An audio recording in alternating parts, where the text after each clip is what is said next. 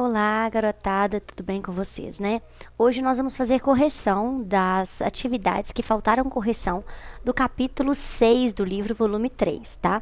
Mas antes, a gente vai lembrar um pouquinho o que nós aprendemos. Nós aprendemos sobre o sistema reprodutor feminino e masculino, aprendemos sobre as características do desenvolvimento humano, principalmente das fases da adolescência, né? Vimos sobre as características primárias e secundárias do corpo de um indivíduo, vimos sobre puberdade, sobre as mudanças que acontecem, sobre as doenças sexualmente transmissíveis, as infecções, né? Sexualmente transmissíveis.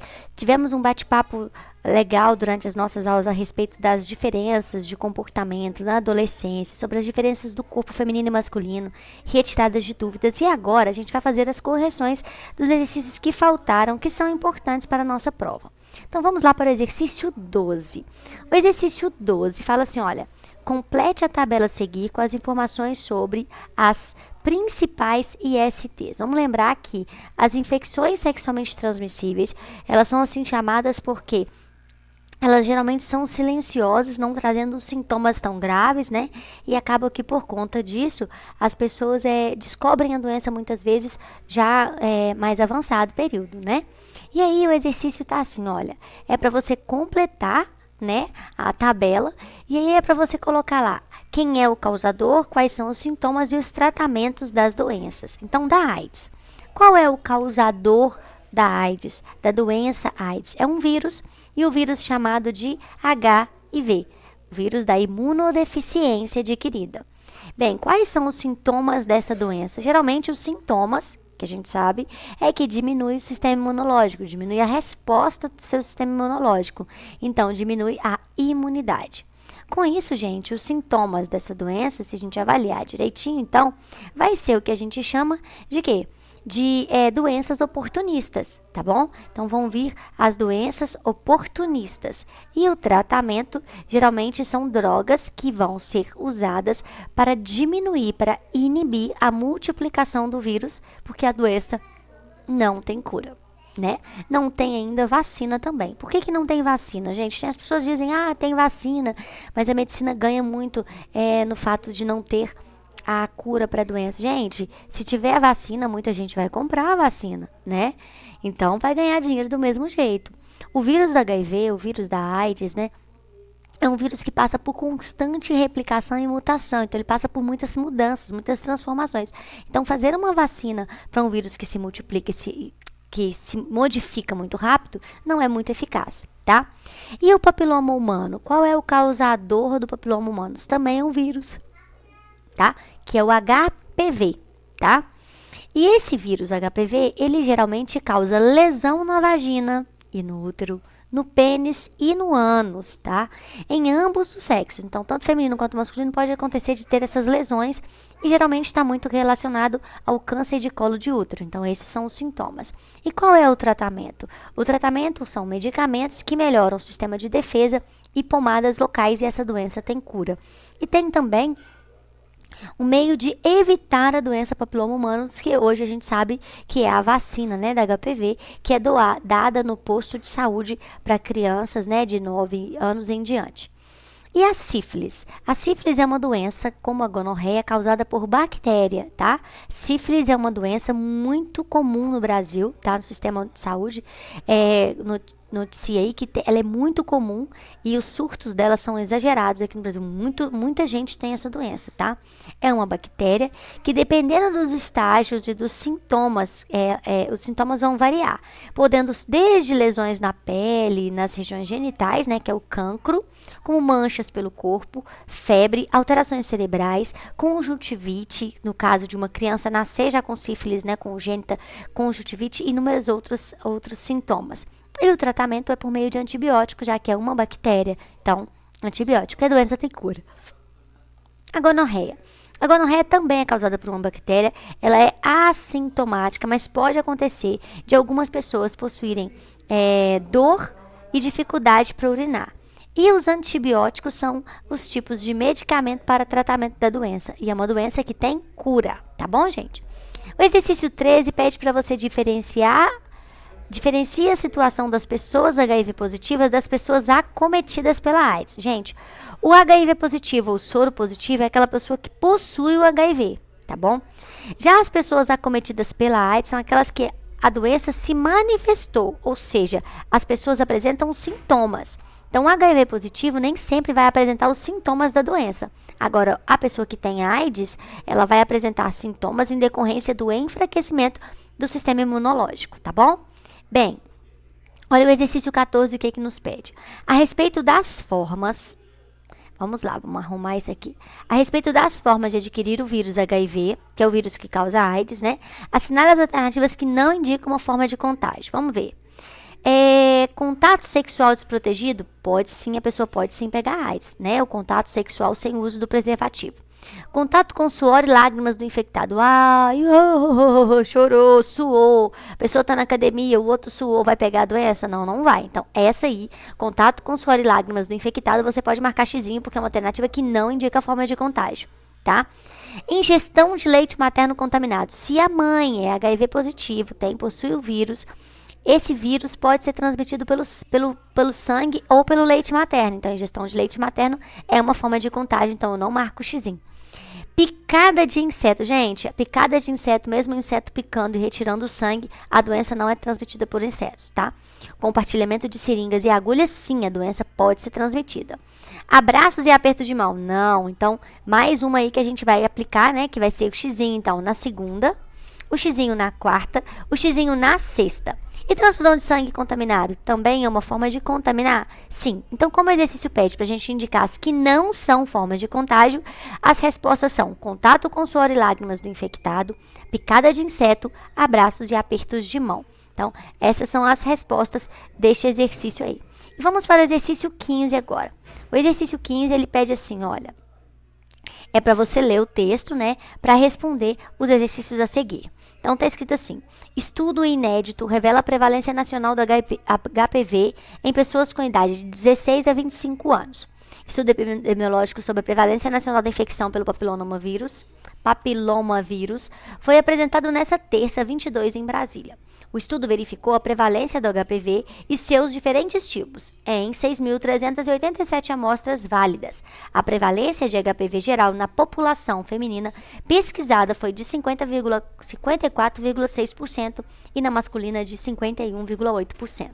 Aí o texto, ele traz aí informações, né? Um médico falando sobre a doença ser uma doença geralmente com afetando maior, né, quantidade de pessoas HIV positivas ou com sífilis e tal. E aí o exercício fala assim, ó, identifique as medidas que podem ser adotadas para reverter o quadro explicitado pela reportagem. A gente pode avaliar que eles estão disponibilizando, né, vacinas de HPV para os jovens nas campanhas de conscientização, né, gente? E a vacinação e a utilização de camisinha, além da vacinação, também a utilização do preservativo, né, durante as relações sexuais. Os estudos científicos indicam que a vacina contra o HPV é mais eficiente para as pessoas que ainda não iniciaram a vida sexual. Por isso que as crianças estão tomando o HPV, a vacina do HPV, para conseguir imunidade, né, conseguir que o corpo produza a imunidade antes de ter contato com o vírus, tá? Ela também pode ser tomada por pessoas com vida sexual ativa? Sim. Que provavelmente já foram expostas ao vírus? Sim. Porém, a taxa de eficácia fica um pouco menor, tá? O preservativo masculino é eficaz contra o HPV, exceto nos casos em que há verrugas na parte externa dos genitais que não é coberta pelo preservativo. Nesse caso, a camisinha feminina pode ser mais recomendável. Então, vamos imaginar que o pênis do homem está cheio de verrugas. Se ele coloca o preservativo, resolvido o problema. Mas vamos imaginar que não é no pênis que estão as verrugas, e sim em outras regiões onde o preservativo não pega. Então, neste caso, é aconselhável que a mulher use o preservativo feminino caso sirva para se proteger contra o contato, né, do corpo dessa pessoa onde tem as verrugas na mulher. Porém, em algumas situações, nem o preservativo feminino vai resolver, né, gente? Exercício 16, agora vamos lá no exercício 16. Só a página carregar para a gente corrigir. Sempre quando a gente precisa, vocês já notaram que parece que demora a chegar na página? Demora horrores a chegar lá na página. Gente, todo esse conteúdo nós já estudamos. Então, por isso que a gente está passando aí, ó, sem falar muita coisa sobre os assuntos. Tudo isso nós vimos nas nossas últimas aulas, né, gente? Vamos lá, vamos encontrar. É só começar da aula que vem sono, vem tosse, o cachorro do vizinho late. Vocês já perceberam isso? Então vamos lá, hein? Gente, o exercício 16 desapareceu, gente. Sumiu. Ai, professora, cadê o exercício 16? Exercício 16. Explique a razão de a tabelinha e o coito interrompido serem pouco eficientes na prevenção de gravidez. Gente, coito interrompido é a pessoa, no momento que ela for gozar, for ter a ejaculação, ela segurar para não gozar e tirar de dentro do corpo para gozar do lado de fora do corpo. Bem, gente, a tabelinha e o coito interrompido, tabelinha é a pessoa contar qual é o dia fértil e pular esses dias para não ter relação. Tá? São métodos pouco eficientes na prevenção contra a gestação, tá? Pois a tabelinha é muito difícil prever com exatidão o dia fértil da mulher para a pessoa não ter, né, a relação no dia da data da ovulação. E o coito interrompido, o homem, ele pode ter dificuldade de retirar o pênis antes da ejaculação. Então, o líquido lubrificante pré-ejaculatório, ele pode conter espermatozoides suficientes para provocar uma gravidez. Então, neste caso, pode acontecer sim, da pessoa, mesmo não tendo ejaculado tudo dentro do corpo da mulher, a mulher engravidar. 17. Discuta as vantagens e as desvantagens do uso de pílulas anticoncepcionais. Bem, a vantagem do uso de pílulas anticoncepcional é que quando ela é tomada de maneira correta, é um dos métodos mais eficientes que existe, pois atua na alteração das taxas de hormônios das mulheres, resultando na não produção e liberação, na verdade, né, dos gametas femininos. A desvantagem é que é necessário tomar ela todos os dias no mesmo horário. E pode acontecer das pessoas esquecerem, né, não se comprometerem com os horários e aí diminuir a eficácia, a eficiência desse remédio. É também importante que a gente fale que tem algumas situações em que a mulher vai ter náuseas, vômitos, diarreia, sintomas de falta de interação do medicamento com o nosso organismo, tá? A pílula anticoncepcional, ela pode causar alterações de peso, de humor, dores de cabeça, problemas circulatórios, risco aumentado de trombose e, além disso, as pílulas não protegem contra as infecções sexualmente transmissíveis. Beleza, gente? Exercício 18. Um casal iria começar a ter relações sexuais e, pensando em contar com uma dupla proteção, resolveram usar preservativos masculino e feminino simultaneamente durante a relação. Essa decisão é correta? Justifique sua resposta. Não, né, gente? Decisão completamente errada, porque não se deve usar 2 preservativos simultaneamente em uma relação, pois o atrito entre esses 2 materiais pode causar ruptura do material. Além disso, a dupla proteção diz respeito à prevenção simultânea contra a gravidez indesejada e contra as infecções sexualmente transmissíveis, e não a pessoa usar 2 preservativos, tá? Então, seria um uso errado. O preservativo feminino ou masculino, ele já fornece essa proteção contra doenças sexualmente transmissíveis e contra a gravidez. Então, não é necessário as 2 coisas para se proteger contra as doenças sexualmente transmissíveis e a gravidez, porque um só preservativo funciona dessa forma, tá bom? Vamos agora para o exercício 19. Muitos homens adultos e com filhos têm vontade de fazer uma vasectomia, mas não a realizam por medo de ela afetar a ereção ou a ejaculação. Com base nos seus conhecimentos biológicos sobre esse assunto, esse medo é uma possibilidade real? Justifique sua resposta. Vamos lembrar que na vasectomia, o que acontece é que a cirurgia ela só vai cortar ou apertar, né, ou diminuir o contato dos ductos diferentes com a uretra. Então, vai impedir que os espermatozoides façam composição de parte do esperma. Então, o esperma ainda vai sair ainda com o líquido da vesícula seminal e líquido da próstata. Então, vai sair ainda com os 2 líquidos que são importantes aí também na ejaculação. Então, a vasectomia, ela não altera a ejaculação ou a ereção e não a queda da libido ou a diminuição do prazer ou do volume do sêmen ejaculado. Beleza, gente? Exercício 20. Explique o funcionamento dos métodos anticoncepcionais masculinos em estudo hoje em dia. Bem, gente, a administração, por exemplo, de testosterona ou da combinação desse hormônio com o outro é um mecanismo de ação, de administração mesmo, de anticoncepcional. Bem, quando a testosterona é aplicada nos homens, o nível diminui nos testículos, tá? Reduzindo, então, a quantidade de espermatozoides produzidos. E se tem menos espermatozoides, eles vão sofrer muito mais para chegar até o útero e aí gerar a fecundação.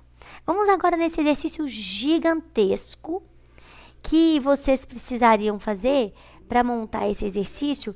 precisaria de muitas informações. Então, eu vou dar um geral das informações e vocês depois vão completando isso aí na nossa live. A gente completa direitinho esse exercício. Então, é para completar a seguir com os métodos contraceptivos estudados. Então, a gente poderia falar sobre a abstinência sexual, sobre a tabelinha, sobre o coito interrompido, sobre o diafragma, sobre o espermicida, sobre os preservativos feminino e masculino, sobre o DIU, os anticoncepcionais feminino e masculino, a vasectomia, a laqueadura ou ligadura de tubo uterina ou tubária, né? E as contracepções de emergência, que são os remédios de emergência, tá? Todos esses protegem contra as ISTs? Não, né, gente? Só os preservativos feminino e masculino que protegem contra ISTs.